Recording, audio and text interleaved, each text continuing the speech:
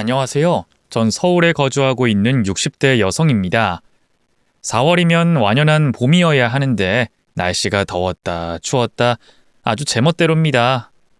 이렇게 제멋대로인 날씨를 보니 제 아들 녀석이 생각나요. 그 녀석이 제멋대로 행동하는 바람에 저와 가족들 아주 많이 힘들었거든요. 다른 곳에서는 제 아들 욕하는 게 제 얼굴에 침 뱉는 행동이라 눈치가 보여 못했는데 이곳은 익명으로 풀어볼 수 있으니 제 아들 욕 좀 해보려고 합니다. 전 양가 부모님께서 주선하신 자리에서 남편을 만나 가정을 꾸리게 됐습니다. 평범한 회사원이던 남편은 우연한 기회에 사업을 시작하게 되며 승승장구하게 됐고, 평범하던 집안 형편은 금방 넉넉하게 변하며 부족할 것 없는 생활을 할 수 있게 됐죠. 덕분에 아들 둘에게 많은 걸 지원해 줄 수 있었습니다. 하지만 자식 농사 내 맘 같지 않다는 말이 딱 맞았던 게, 똑같은 환경에서 똑같은 지원을 해주고 있는데도 두 아들의 걷는 길이 너무도 달랐어요. 큰아들은 남편과 제가 바랬던 것처럼 공부를 열심히 해줬지만 작은아들은 공부보다는 다른 곳에 관심이 많았죠. 자동차에 관심이 많아서 공부는 등한시했거든요. 그래서 큰아들은 명문고 명문대를 나와 남편의 도움을 받고 사업체를 차렸고, 작은아들은 자동차 부품을 다루는 곳에서 일을 했어요. 솔직히 작은아들 머리가 안 좋은 것도 아니고 저희가 지원을 못 해주는 상황도 아닌데, 고집을 피우며 힘든 길을 가려는 아들이 그땐 이해가 되지 않았습니다. 아무리 자기가 좋아하는 일이라고 하지만 말이죠. 그래도 작은아들의 진로를 빼면 두 아들들 모두 반항 한 번 없이 저희들 말에 따라 잘 자라줬습니다. 그래서 제 인생과 우리 가정을 만족하고 지냈죠. 그러던 중 큰아들이 진지하게 만나고 있는 여자친구라며 저에게 먼저 소개를 시켜주겠다고 했어요. 결혼할 나이가 됐던 큰아들이었기 때문에 이번 만남이 며느리가 될 아이의 첫 만남일지도 모른다는 생각이 들며 저도 제법 긴장을 하게 됐죠. 그렇게 저 역시 긴장을 하고 나간 자리에서 만나게 된 아들의 여자친구는 어딘가 모르게 낯익은 얼굴을 하고 있었습니다. 누굴 닮았다거나 스쳐 지나가며 본 낯익음이 아니었어요. 분명 어디선가 얼굴을 맞댔던 것 같은데 도저히 누군지 떠오르지가 않았죠. 혹시 아들 여자친구는 날 기억하고 있지 않을까 싶어 제가 먼저 물어보게 됐습니다. 그런데 내가 아까 전부터 물어보고 싶은 게 있어서요. 내가 너무 낯이 익어서 그러는데 혹시 나 어디서 보지 않았어요? 분명 자주 본 얼굴 같은데 내가 기억이 안 나서. 그러세요? 근데 저는 오늘 어머님을 이 자리에서 처음 뵙는데 아마 제 얼굴이 너무 밋밋해서 그렇게 생각하시는 것 같아요. 제가 여기저기 다 닮았다는 이야기를 자주 듣거든요. 저는 분명 어디선가 본 것 같은데 상대방이 아니라고 하니 별 수 없었습니다. 제가 닮은 사람을 착각했나 싶었죠. 어쨌든 그날 만났던 아들의 여자친구는 그 일 말고도 여러모로 기억에 많이 남는 아이였습니다. 제 기준으로 봤을 때 예의가 없어도 너무 없어 보였거든요. 내가 시킨 거 나왔다. 자기야, 이거 진짜 맛있어. 내가 전에 다른 가게에서 먹어봤거든. 이 집이 더 맛있는 것 같다. 확실히 더 비싼 곳이라서 그런가? 나연아, 조금 이따가 먹지. 엄마 음식 아직 나오지도 않았는데. 어머, 어머님 죄송해요. 제가 배가 너무 고파서. 전에 같은 음식을 너무 맛있게 먹어서 제가 잠시 흥분한 것 같아요. 죄송해요. 아니에요. 내 음식이 언제 나올 줄 알고 맛있을 때 먼저 먹어요. 그렇죠? 역시 어머님께서 뭘 좀 아시네요. 음식은 막 나왔을 때가 가장 맛있잖아요. 그럼 저 실례 좀 하겠습니다. 말은 그렇게 했지만 식사 예절이 참 없다고 생각했습니다. 배가 너무 고팠을 수도 있고 음식이 너무 맛있어 보여 순간을 못 참을 수도 있었겠지만 처음 남자친구의 어머니를 뵙는 자리에서 그런 실수를 한다는 게 이해가 가지 않더라고요. 아들 여자친구의 어이가 없는 행동은 거기서 끝나지 않았어요. 식사를 끝마치고 나서 후식으로 나온 디저트와 커피를 마시고 있는데 갑자기 카메라 셔터 소리가 났습니다. 고개를 들어보니 아들 여자친구가 사진을 찍고 있더라고요. 그 모습이 어이가 없어 잠시 넋을 놓고 보고 있었죠. 그런데 자신을 보고 있는 저를 보곤 더 황당한 소리를 하는 게 아니겠어요? 아, 이거요? 이거 보정 자동으로 해주는 카메라 필터예요. 처음 보시죠? 찍고 싶으면 말씀을 하시지. 그럼 오늘 어머님 만난 날 기념할 겸 저희 다 같이 찍어요. 자, 카메라 보시고 하나, 둘, 셋. 예의가 없다고 해야 할지 아니면 과하게 해맑다고 해야 하는 건진 모르겠지만 아주 자기 멋대로 하고 싶은 대로 하는 아이였습니다. 저희 때 생각하면 말도 안 되는 모습이었지만 세대 차이라는 게 있었으니 이해해 보려고 했어요. 요즘 애들은 어른들과 허물없이 지내는구나 라고 이해하려고 했죠. 그렇게 저에게 강한 인상을 남긴 아이와 헤어진 뒤 며칠간은 그 아이 생각을 했지만 이내 잊고 일상을 지내고 있었어요.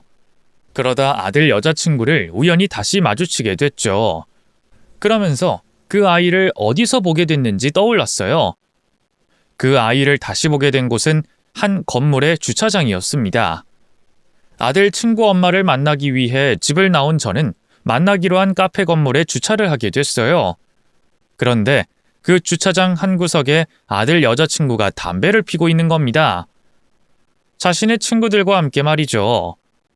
아들 여자친구가 확실한지 확인을 하기 위해 반대편 좌석으로 자리를 옮겼는데 그러다 그 아이가 제 욕을 하는 걸 듣게 됐습니다.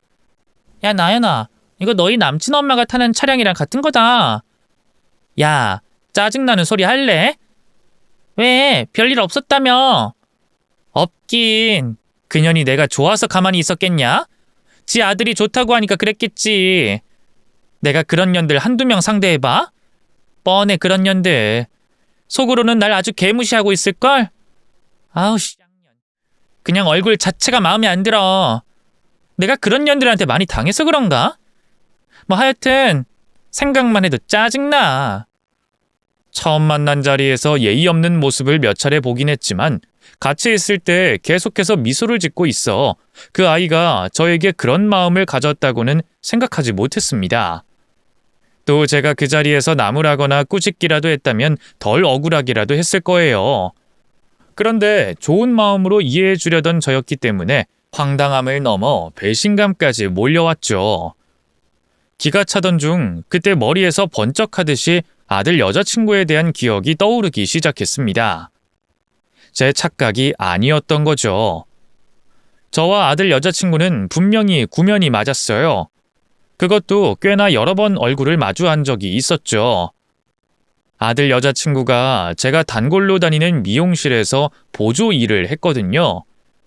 저를 담당해주는 디자이너 분도 아니었고 그 미용실에 일하는 수많은 보조 어시스트들 중 아들 여자친구에 대해서 제가 기억할 수 있었던 건 기억에 남을 만한 일이 있었기 때문이었습니다. 제가 다니던 미용실에서 손님 물건과 지갑에 손을 댄 직원이 있어 난리가 난 적이 있었는데 그때 그 난리의 주인공이던 직원이 바로 제 아들의 여자친구였어요. 하필 제가 그 난리통이던 현장에 있었던 상황이라 기억을 안 할래야 안 할 수가 없었죠. 거기다 나중에 직원들이 하는 이야기를 들어보니 손님들 금품만 손을 댄 게 아니라 미용실 돈과 물건들까지 절도했다는 말을 듣게 됐죠. 하지만 제가 피해를 입은 것도 아니고 이미 직원이 미용실에서 쫓겨난 상황이라 그 일을 오래 곱씹지는 않았어요. 그런데 그 문제가 많던 미용실 직원을 제 아들의 여자친구로 만나게 됐던 거였습니다. 당연히 저로선 못마땅할 수밖에 없었어요. 지금까지 제가 본 모습 중 뭐 하나 마음에 든다거나 긍정적으로 볼 만한 모습이 하나도 없었으니까요. 그런 아이가 아들 옆에 있는 것도 허용이 되지 않았습니다. 그래서 아들에게 여자친구와 정리했으면 좋겠다는 말을 했죠. 그런데 아들은 제 말을 듣고도 싫다며 거절을 했고 한술 더 떠 그 아이와 결혼을 하겠다는 말까지 했습니다. 현재야, 엄마가 네 여자친구 만났을 때 실수한 거 있니? 네? 그게 갑자기 무슨... 없죠. 나연이가 실수한 걸 오히려 엄마가 이해해 줬으니까요. 그때 그 일은 제가 엄마께 감사해요. 근데 나연이 걔가 워낙 사교성이 좋아서 처음 본 사람과도 격없이 대하거든요. 그래서 그날도 엄마한테 편하게 대했던 것 같아요. 아마 나중에 엄마가 나연이랑 가까워지면 그런 나연이 단점이 장점으로 보이실 거예요. 나도 그러려고 했어. 요즘 애들 우리 때 사람들이 이해 못할 부분이 있을 테니까. 그런데 그게 아닌 것 같더라. 걘 그냥 기본적인 예의도 못 갖춘 아이야. 내가 오늘 태연이 엄마 보러 갔다가 무슨 말을 들었는지 아니? 네 여자친구 우연히 봤는데 담배 피면서 내 욕하고 있더라. 자기 친구들하고 함께. 내가 걔를 봤으면 몇 번을 봤고 또 무슨 실수를 했다고 년이라는 소리를 들어야 하니? 벌써부터 자기 친구들한테 날 그렇게 욕하는데 뭘 가까워져? 어른 앞에서 그렇게 예의 없는 모습도, 담배를 피는 것도, 자기 남자친구 엄마 욕하는 것도 난 이해 못하겠다. 너한테 어울리거나 좋은 여자친구로도 보이지 않고, 나이 먹을 만큼 먹은 아들 연애에 끼어들어서 안 되고, 누굴 만나든 네 자유라는 것도 알지만 도저히 그냥 지나칠 수가 없어서 그런다. 그러니까 그 아이와는 일찍이 마음 접고 정리해라. 엄마, 뭔가 오해를 하신 것 같은데 나연이 그런 아이 아니에요. 엄마한텐 연이라는 표현을 하다뇨. 저랑 결혼까지 생각하는 아이인데 그렇게 했을 리가 없어요. 엄마가 거짓말하는 것 같아?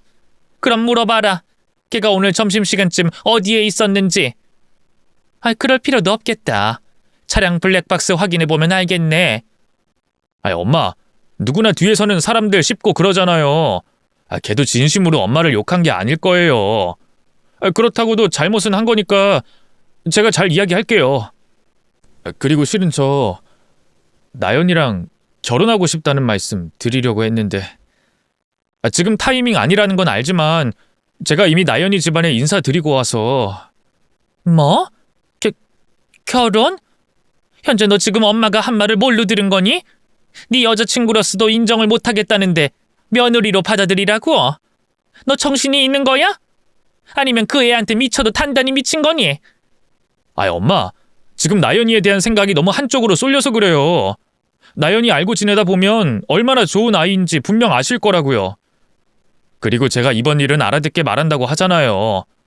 벌써 나연이 집안에서는 결혼하는 걸로 알고 계시는데 이제 와서 시간이 필요하다, 엄마가 반대를 한다 이런 말 어떻게 해요. 이번 일만 눈 감아 주세요. 제 말은 하나도 통하지가 않았어요.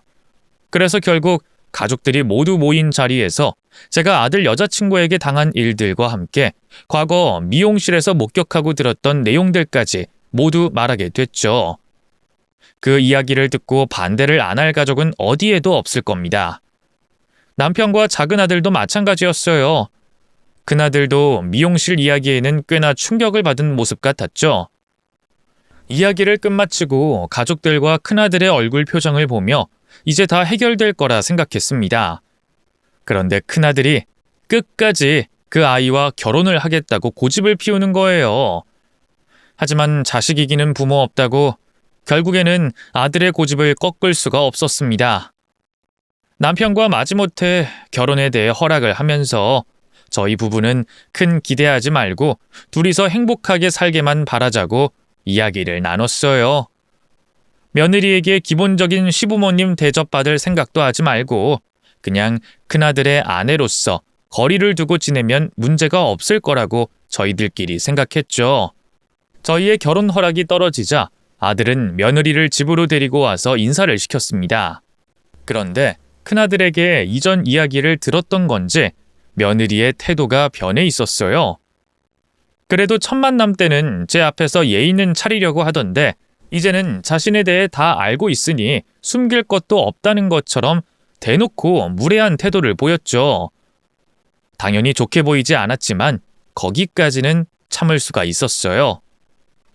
며느리들 아이 성격을 모르는 것도 아니고 어쩔 수 없이 결혼을 시키는 거니 기본적인 것도 바라지 않았죠. 그래서 뭐든 양보하고 이해하는 마음으로 결혼을 진행시키려고 했는데 사돈들까지 난리를 치는 겁니다. 그러면 방금 이야기한 것처럼 식장은 아이들이 선택한 걸 따르도록 하겠습니다. 네, 그러시죠. 그런데 그 일전에 듣자 하니 저희 딸과 아드님 결혼을 반대하셨다고? 네? 아, 그 일에 대해서는 죄송합니다. 저희가 오해를 한 일이 있어서요. 반대하셨다는 이야기 듣고 부모로서 기분이 그다지 좋지 못했네요. 그래서 말인데 저희 딸과 저희들이 받은 상처에 대해 보상을 해주셨으면 하는데. 네? 보상이요? 뭘 어떤 식으로 보상을 하라는 말씀이시죠? 글쎄요. 저도 콕 집어 뭘 보상해달라고 말하기는 좀 그렇고 사돈께서 알아서 준비해 주시면 좋겠는데 저와 딸이 받은 마음의 상처를 잊게 만들어줄 만큼의 값어치가 있는 거면 뭐든 될 것 같습니다. 사과 이런 거 말고요. 사돈이라는 사람이 노골적으로 금품을 요구하더라고요. 며느리라는 애는 자기 엄마가 황당한 말을 하는데 가만히 있었고요. 어디서 시답지 않게 보상을 해달라는 건지 기가 막혔습니다. 더는 못 참겠더라고요. 그래서 상견례를 뒤엎어버렸습니다. 당신네 딸과는 한 집안 사람으로 못 살겠다고 말하면서 말이죠. 보상? 아줌마 정신 차려요. 누가 댁내 딸 며느리로 받고 싶어서 받는 줄 알아요? 어떤 집이 도둑질이나 하고 다니고 어른 앞에서 기본적인 예절도 안 지키는 며느리를 받고 싶겠냐고? 거기다 주제 모르는 사돈들까지 아주 꼴값을 떨고 있네. 나 당신이 말하는 보상 못 해주겠으니 그만합시다. 저와 남편은 자리를 박차고 나왔고 곧장 집으로 돌아갔습니다. 이후 집으로 따라 들어온 큰아들 녀석은 자기 눈으로 본 사돈의 경우 없는 모습에도 아직도 정신을 못 차렸는지 저희 보고 사과를 하라고 말하더군요. 아니, 엄마 뭐 하시는 거예요? 왜 잘 나가다 갑자기 흥분하셔서 다 엉망으로 만들어요? 지금 나연이네 부모님께서 얼마나 화가 나신 줄 아세요? 지금이라도 늦지 않았으니까 전화로 우선 사과하세요. 사과만 하시면 그 다음은 제가 어떻게든 해볼 테니까. 뭐? 너 정신이 있는 놈이야? 옆에서 뭘 봤어? 그 여자 우리 집안 돈 뜯어내려고 헛소리 짓거리는 거 못 들었어? 그쪽에서도 기분 나쁠 만한 일이니까 그렇게 나온 거죠. 그러게 왜 헤어지라 마라 간섭을 하시고 지난 일을 들추세요. 형, 적당히 좀 해. 부모님께서 뭘 더 양보해야 되는 건데? 처음부터 문제 있는 여자를 안 데리고 왔으면 이런 일 없잖아. 뭐? 너 지금 뭐라 했어? 네 형수 될 사람한테 문제 있는 여자? 이 새끼가... 이전부터 형의 행동을 못마땅해 하던 작은아들은 맞는 말을 하며 자신의 형에게 대들었고 결국 다툼으로 번지게 됐어요. 두 형제의 다툼은 남편이 큰 소리를 내 일단락됐지만 큰아들이 여자에게 눈이 돌았다는 걸 확실히 알 수 있었던 일이었죠. 그런데 그 일이 큰아들에게는 다르게 느껴졌던 것 같습니다. 부모인 저희들뿐만 아니라 자신의 동생까지 결혼에 대해 부정적인 의사를 표현하니 가족들 모두가 자신의 결혼을 원치 않는다고 생각했나 봐요. 틀린 말은 아니지만요. 그래서 저희들의 의사와 상관없이 단독으로 결혼을 진행했습니다. 가족들에겐 일방적으로 통보를 하고 말이죠. 그리고 자기들끼리 잘 먹고 잘 살겠다는 말을 남긴 채 가족들과의 연을 끊겠다고 알려왔죠. 저희도 한동안은 제멋대로 행동한 큰아들과 며느리가 괘씸해서 연락을 하지 않았습니다. 그런데 자식을 둔 부모님들은 제 마음 이해하실 거예요. 때리고 싶을 정도로 아들이 미워 죽겠는데 또 한편으로는 내 새끼가 잘 살고 있는지 그 사이에 아픈 곳이 생기진 않는지 걱정이 됐죠. 그래서 결국 제가 먼저 연락을 취하게 됐습니다만 역시나 전화를 받지 않았어요. 문자를 해도 마찬가지였죠. 몇 차례 연락을 해보던 저도 끝내 응답이 없자 아들과 연락하고 지내는 걸 포기할 수밖에 없었습니다. 그렇게 큰아들이 빠진 새 가족이 평범한 나날들을 보냈죠. 그러다 저희 가족에게 큰 먹구름이 드리워졌습니다. 남편이 췌장암에 걸리게 됐거든요. 발견은 빨리 한 편이었는데 상황이 좋지 못했어요. 수술은 불가능한 상황이라고 했고 항암 치료에 모든 걸 걸어볼 수밖에 없다고 했죠. 남편은 살려는 의지가 강했어요. 그래서 저도 절망만 하고 있을 수가 없었습니다. 힘든 치료 과정 중 남편이 포기하지 않게 옆에서 도와야 했죠. 작은 아들도 마찬가지였어요. 그래서 저와 작은 아들이 24시간 매달려 남편 간병을 하기 시작했죠. 저희들 시간 계획표를 남편에게 맞춰 생활했습니다. 하지만 아무래도 나이가 들어 몸이 안 따라주던 저에겐 그 계획표처럼 생활하면서 남편 간병까지 하는 게 벅찰 수밖에 없었어요. 그러다 보니 작은 아들이 자신이 하고 있던 일을 그만두면서까지 자신의 아버지를 간병하는 데 최선을 다했죠. 너무 고마웠어요. 늘 걱정되던 작은 아들이었는데 도움이 필요할 때 가장 든든한 가족 구성원이 되어줬으니까요. 그렇게 작은 아들이 집안의 버팀목이 돼가고 있는 사이 당연히 큰아들에게도 남편의 투병 소식을 알리게 됐습니다. 그런데 전화를 해도 문자를 남겨도 돌아오는 대답이 없더군요. 번호가 바뀐 것도 아니었어요. 아주 잠깐이었지만 아들과 며느리의 목소리를 들은 적도 있거든요. 제가 병원에 있는 공중전화로 전화를 했을 때 받았었죠. 그 일이 무엇을 뜻하는지 알았습니다. 자신의 아버지가 아프든 말든 자신들과는 상관없다는 뜻이겠죠. 그래서 저도 큰아들에 대한 마음을 접었습니다. 이후 1년이 지나갔지만 남편의 병세는 조금도 나아지지 않았어요. 그러다 보니 남편을 포함해 가족들 모두가 조금씩 지쳐가고 있었습니다.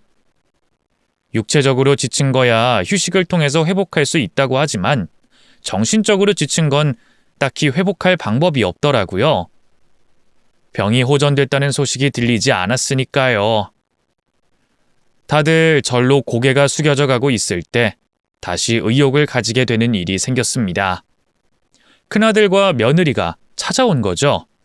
물론 처음 두 사람이 찾아왔을 때는 반갑고 기쁜 마음보다 괘씸하고 불편한 마음이 클 수밖에 없었죠. 엄마 오해하시는 거예요.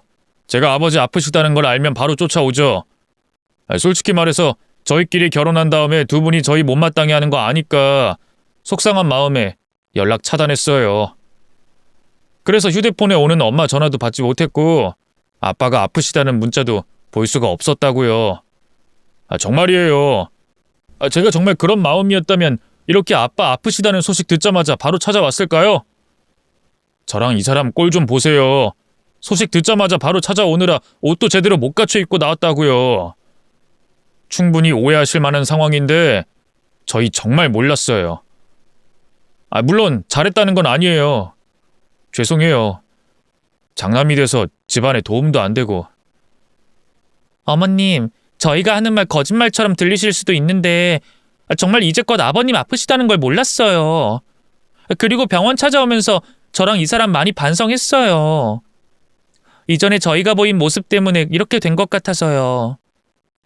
아직 제가 마음에 드시지 않겠지만 앞으로 이 사람 아내로서 이 집안 맏며느리로서 집안에 도움되는 모습 보여드릴게요. 그러니까 노여움 푸세요. 연락이 되지 않았던 건 가족들 번호를 차단시켜 생긴 일이라며 오해라고 말하는 두 사람을 보니 이걸 믿어야 하는지 믿지 말아야 하는지 고민이 됐습니다. 그렇다고 자식이 부모 위하는 마음을 거짓이라 단정 지을 수도 없었죠. 뒤늦게라도 찾아와 눈물을 글썽거리며 용서를 구하는 모습을 보며 두 사람의 하는 말을 믿어보기로 했어요. 끝까지 모른 척하고 자기들끼리 잘 살아도 되는 상황에 굳이 찾아온 거니까요.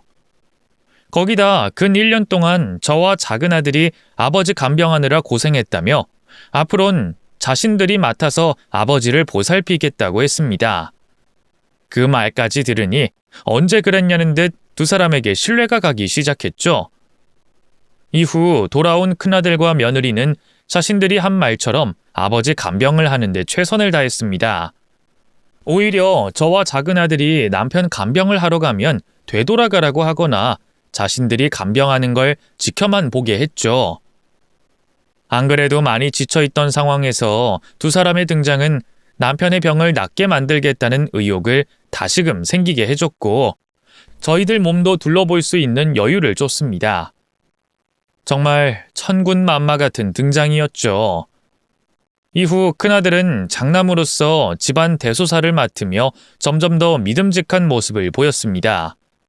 또 남편이 세상을 떠나게 됐을 상황에도 준비를 해놔야 한다며 재산 관련해서 남편과 이야기를 나누는 모습도 보여줬죠.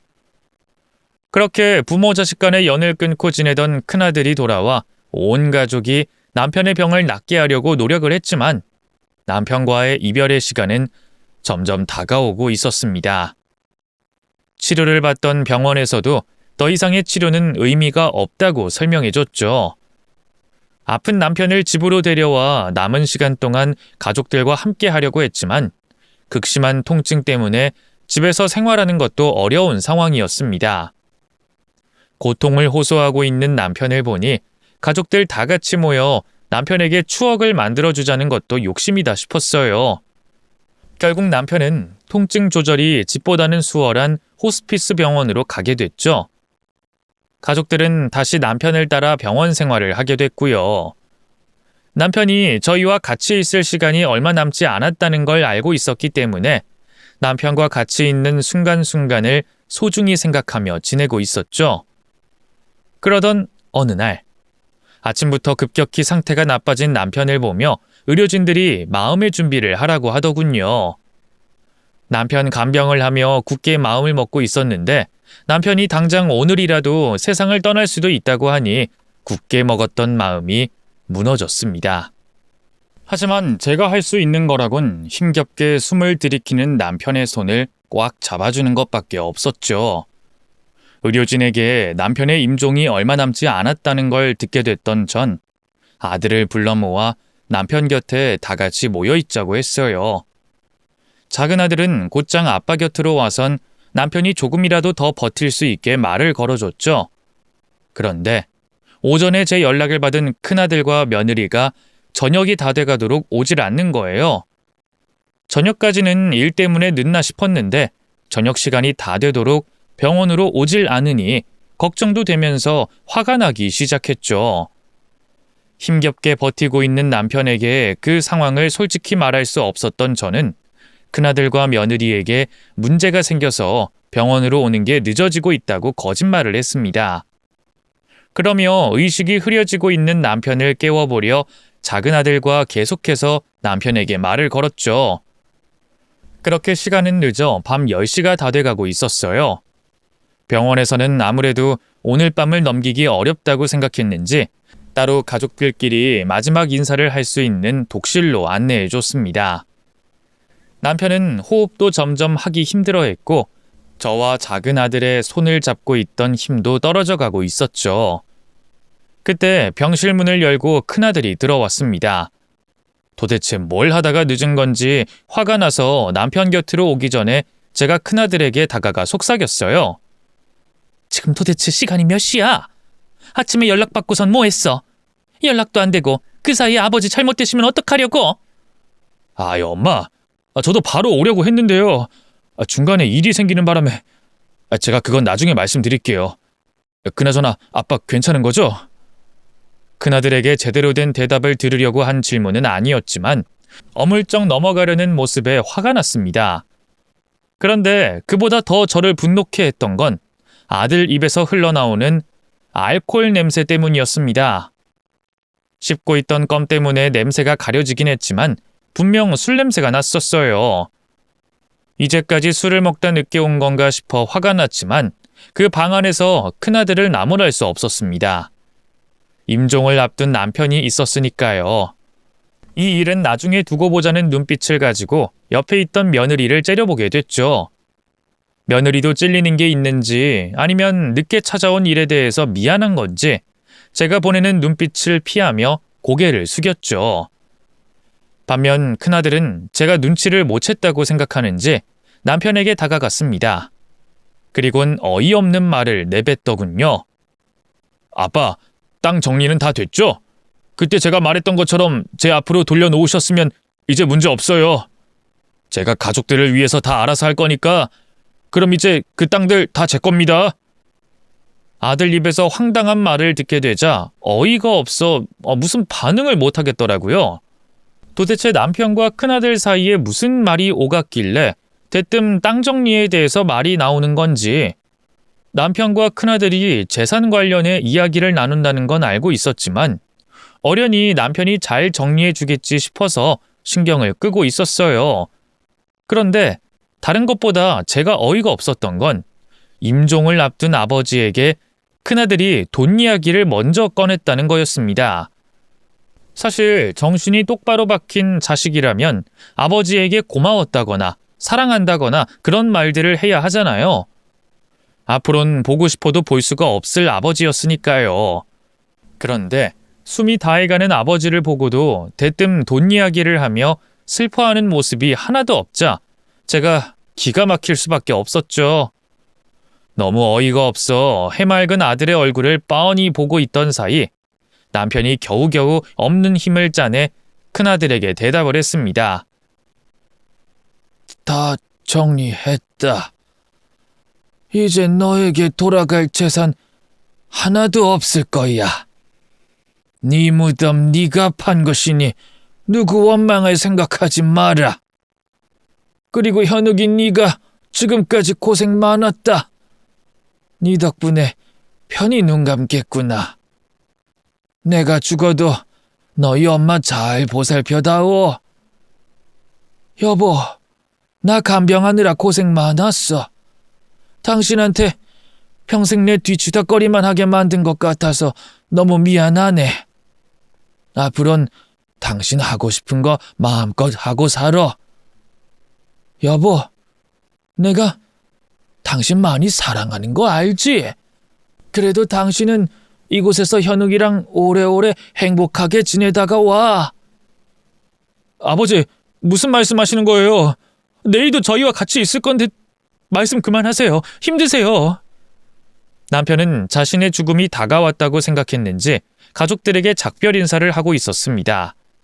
그러자 작은 아들은 남편에게 힘을 내라고 했고 저는 남편에게 달려가 얼굴을 쓰다듬으며 한 손으론 손을 꽉 잡아줬죠.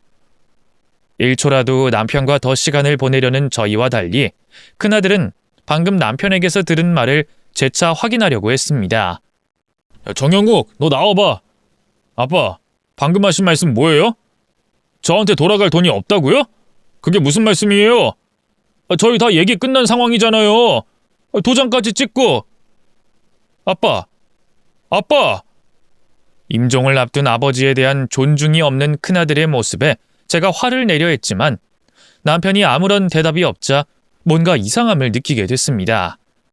남편을 바라보니 고개가 숙여진 뒤였어요.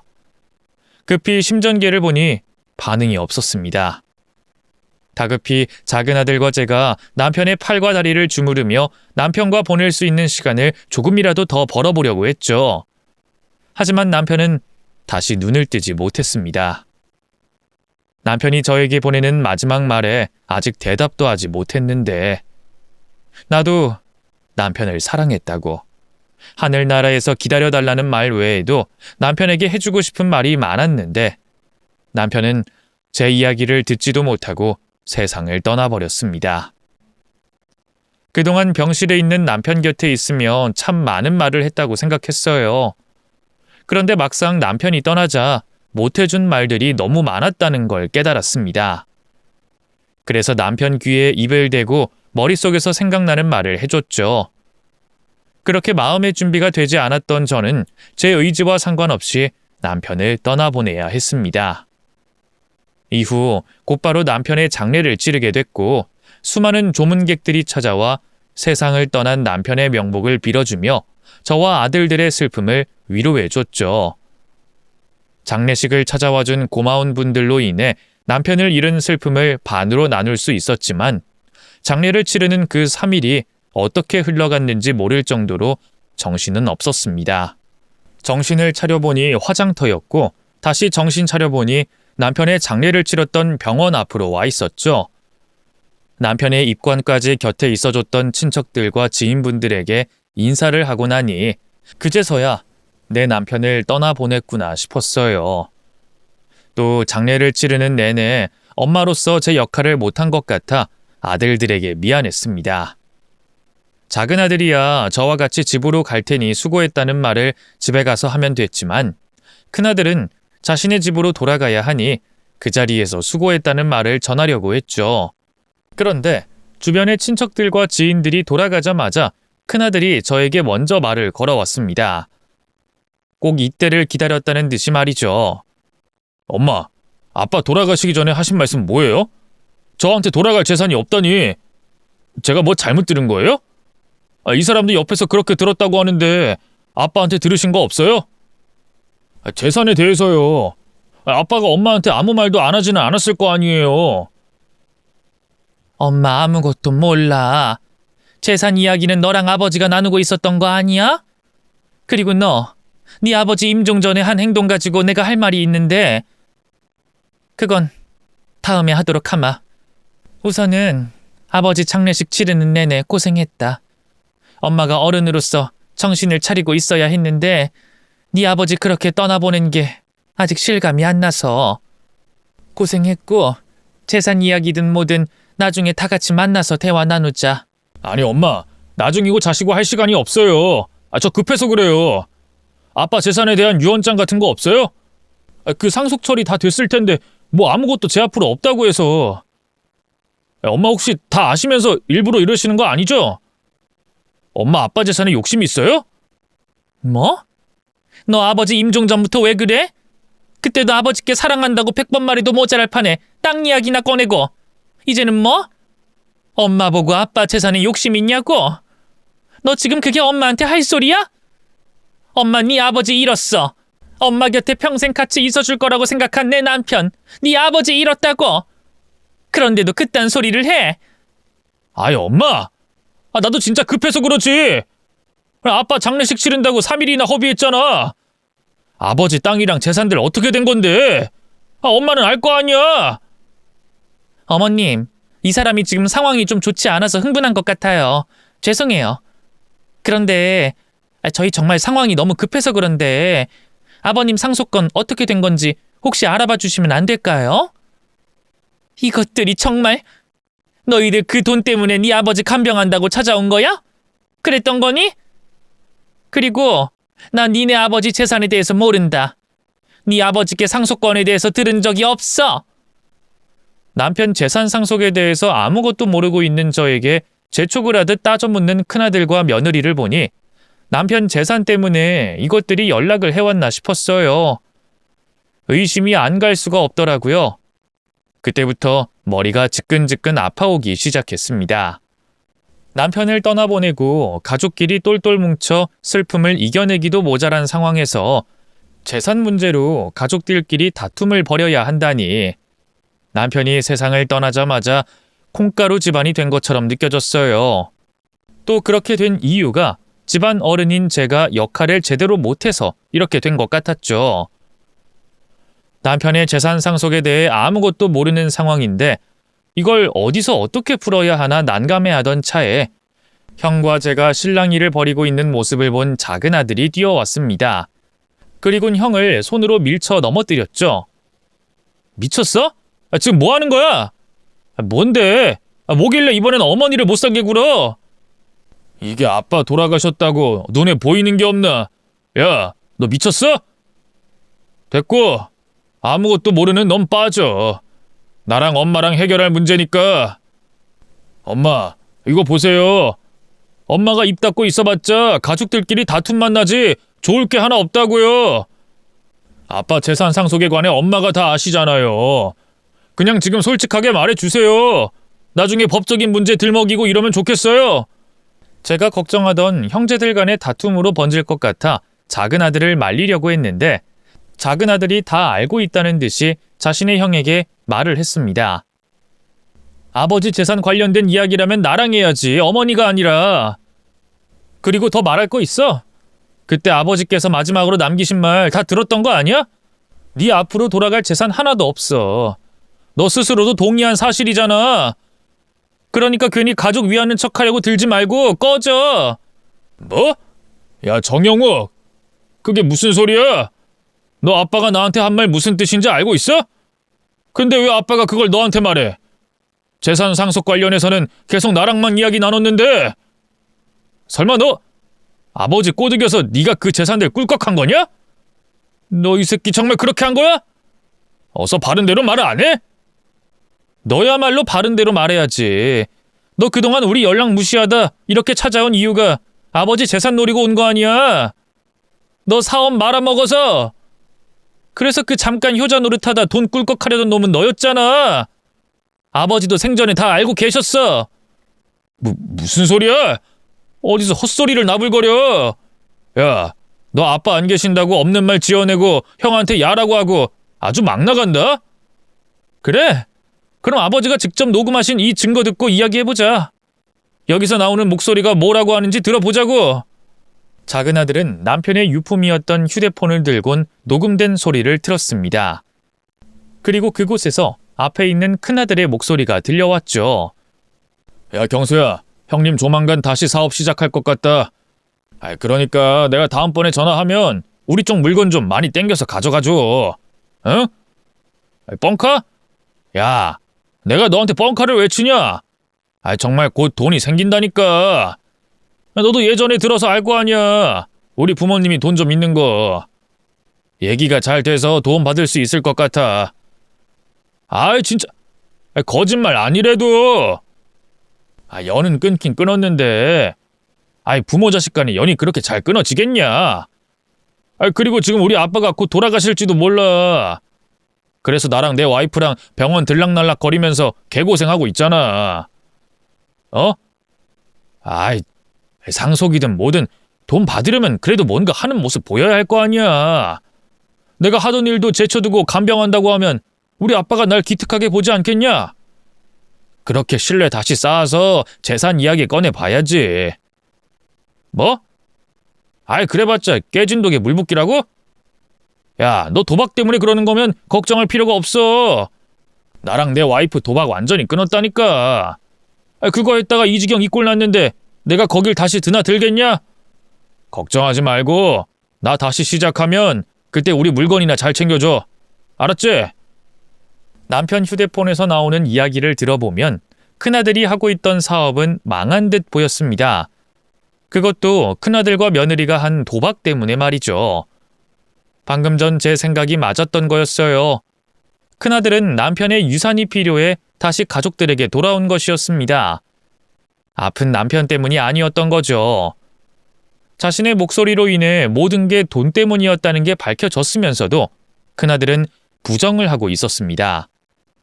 자신의 목소리는 맞지만 진심이 아니었다면서 말이죠. 내 목소리는 맞고 내가 한 말도 맞는데 그냥 친구랑 통화하다 보니까 말이 막 나온 거야. 친구 놈한테 무시당하는 게 싫어서 허풍 떨었던 거라고. 엄마, 오해야, 오해. 야, 형우가, 너 이런 걸 아빠한테 들었으면 나한테 말이라도 해주지 그랬어. 그러면 이거 전부 다 오해라는 걸 내가 해명했을 거 아니야. 야, 내가 마음이 좋지가 않다. 아빠가 내 진심도 모르고 오해를 하신 채 돌아가신 거잖아. 오해? 오해는 무슨 오해? 아버지께서 나한테 한번 알아보라고 하셨어. 너 사업은 어떻게 된 건지, 너랑 저 여자가 했다는 도박은 무슨 말인지. 그래서 내가 알아봤더니 네가 한 말 그대로던데? 잘하던 사업 저 여자가 꼬신 도박에 발들였다가 망한 거 맞잖아. 내가 다 확인했어. 도박판에서 같이 놀던 놈들한테 직접 물어봐서. 그리고 너 빚이 얼마나 있는지도 알아봤는데 야, 그건 알아보다 중간에 그만둬야 되겠더라. 너무 많아서. 너 그래서 아버지께 장남 어쩌고 저쩌고 하면서 재산 이야기 꺼낸 거지? 설령 네가 믿음직한 장남처럼 보인다고 해도 아버지가 재산을 너한테 맡기겠냐? 아버지께서는 널 믿고 재산 주시겠다고 하신 게 아니라 네 욕만 가지고 이용하시려고 속아주는 척 하셨던 거야. 알아? 너 아까 내가 한 말 기억나? 너 스스로 동의했다고. 너 기억 잘해보면 알겠지만 너 스스로 아버지 재산 다 포기한다고 했어. 이게 입 밖으로 튀어나오면 다 말인 줄 아나? 야, 나 그런 거에 동의한 적 없어. 그리고 설령 아버지가 나한테 재산 안 주실 생각이셨다고 해도 법적으로 그럴 수가 없어. 알아? 돌아가시기 전에 땅 내 앞으로 돌려주신다고 한 것도 있고, 그래. 그 유류분 권리인가 뭔가. 하여튼 나도 자식으로서 상속받을 권리 있다고. 소송하면 일정 부분 줘야 한다고. 알아? 그래, 내가 말하는 것도 그거야. 네가 상속 관련된 서류라고 생각해서 신나게 사인했던 그 서류. 그 서류가 상속 포기 서류였던 거야. 물론 그 위에 다른 종이들이 있어서 제대로 확인 못했겠지만. 뭐? 거짓말! 너 이 새끼 돈 욕심나서 형 속이려고 하는 거지? 그게 말이 돼?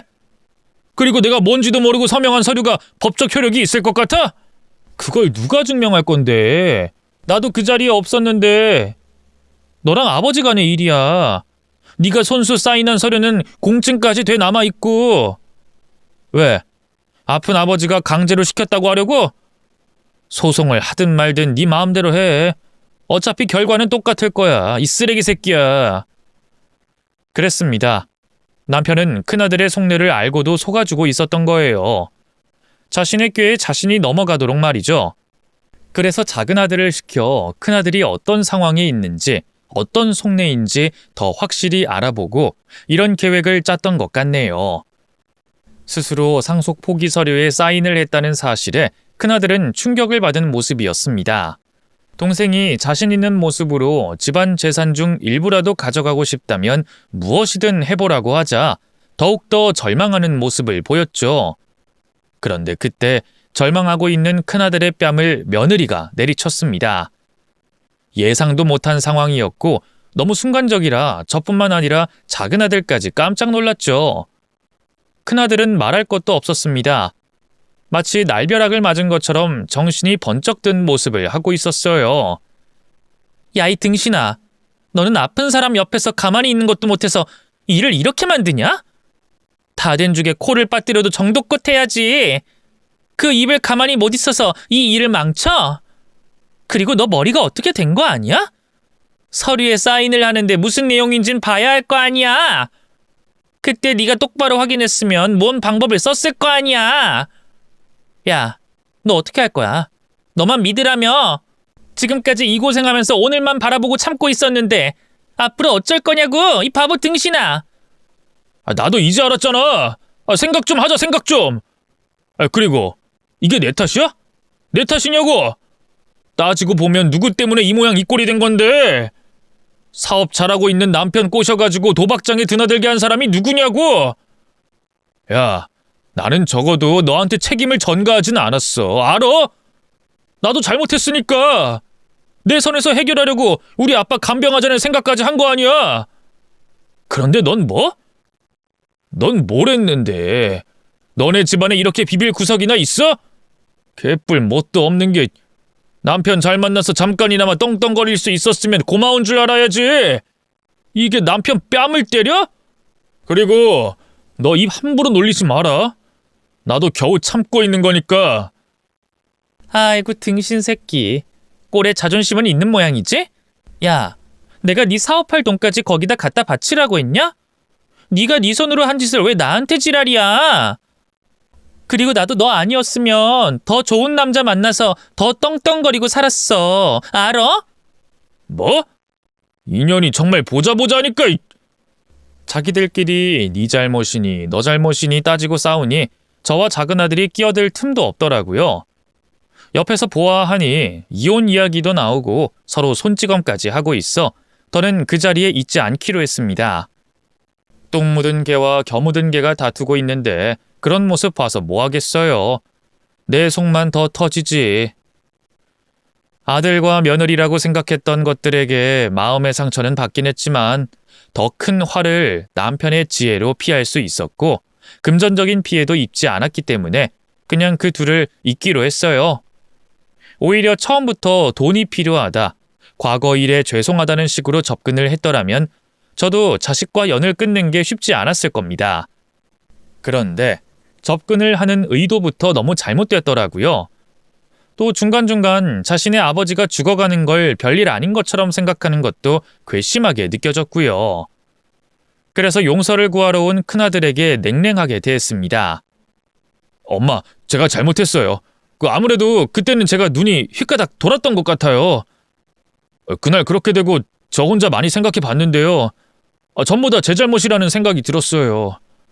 애초에 아빠 엄마가 나연이 반대할 때부터 제가 잘못된 선택을 한 것 같아요. 그 뒤로 계속 잘못했고요. 저 정말 많이 반성했어요. 나연이 걔랑은 곧 이혼 소송할 거고요. 다시 이전처럼 엄마 기대에 부응하는 아들이 되려고 노력할 거예요. 또 돈 이런 거 필요 없어요. 제가 알아서 열심히 벌고 새롭게 출발할 거예요. 아버지 재산 관련해서는 욕심내지 않을 테니까 이제 저 좀 용서해 주세요. 솔직히 엄마는 아직 확신이 안 서는구나. 물론 사람이 살다 보면 잘못된 선택을 할 수도 있고 실수도 할 수 있어. 그런데 그걸 몇 년 동안이나? 더군다나 네 아버지가 아픈 상황에서도 너에게 당한 게 있어서 그런지 네가 하는 말 그다지 믿음이 가지 않어. 이러다 또 네 얼굴이 언제 어떻게 변할지 모르니까 한동안 지금처럼 거리 두고 지내자. 그러다 너가 정말 정신 차렸다고 느껴지는 순간이 되면 자연스레 우리들 서로가 만나게 되겠지. 너무 서운해하지 마라. 이게 전부 네가 선택해서 벌어진 일이니까. 사실 그때 아들이 하는 말도 진심인지 거짓인지 헷갈렸어요. 며칠 전까지 아들에게 속아온 걸 생각하니 진심으로 반성을 했다는 말, 후회한다는 말, 전부 거짓말처럼 들리더라고요. 그래서 솔직한 심정으로 거리를 두자고 큰아들에게 말을 했습니다. 그래서 며느리와 이혼한 큰아들과는 지금까지도 어느 정도의 거리를 유지하며 지내고 있는 중이에요.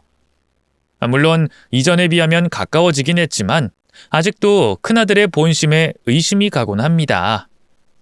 대신에 이번 일로 인해 작은아들에게 이전보다 더 확신을 가질 수 있었죠. 남편이 아플 때도 아버지 살려보겠다고 혼신의 힘을 다하던 녀석이고 남편이 곁에 없는 지금은 저를 알뜰살뜰히 챙겨주는 아들이니까요.